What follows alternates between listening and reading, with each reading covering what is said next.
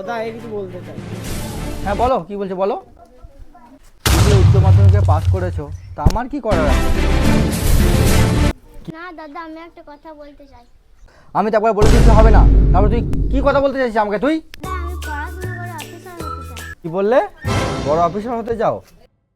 বাবা এখানে আমার ফ্যাক্টরিতে কাজ করছে আর ছেলে নাকি বড় অফিসার হবে। লেখাপড়া বন্ধ করো, আমাদের এলাকায় লেখাপড়ার কোনো দাম নেই, বুঝলে? যাও, এখানে আমার কোনো কাজ করো গা, প্রতি মাসে মাইনে পাবে, তোমার সংসার ঠিকঠাক চলবে, বোন আছে বোনের বিয়ে দিয়ে দেবে, ঠিক আছে? যাও। ছোট মুখে বড় কথা বলবো? তোমার আবার কি বলা আছে রে? বলো। কিন্তু তোমার লোক, ওরা কিন্তু তোমার বিশ্বাস নিয়ে বেঁচে আছে। ওরা কিন্তু এই বিশ্বাস নিয়ে বেঁচে আছে, যদি ওরা কখনো কোথাও বিপদে পড়ে তাহলে একজন আসবে যিনি সেই বিপদ থেকে তাদের উদ্ধার করবে। আর সেটা হলো তুমি। তারা মনে করে মাথার উপর একটাই ছোঁয়া, সেটা তুমি।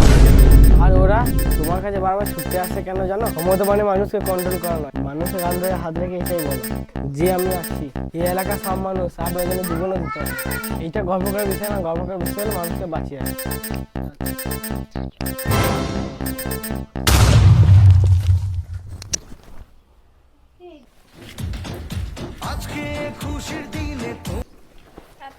দাদা আপনি কেন এখানে?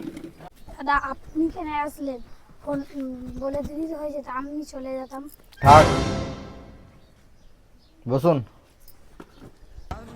যেটা বলতে এসেছিলাম, এ হলো আমাদের পাড়ার ছেলে, পড়াশোনায় ভালো, আপনার কলেজে গিয়ে অ্যাডমিশনটা করিয়ে নেবেন।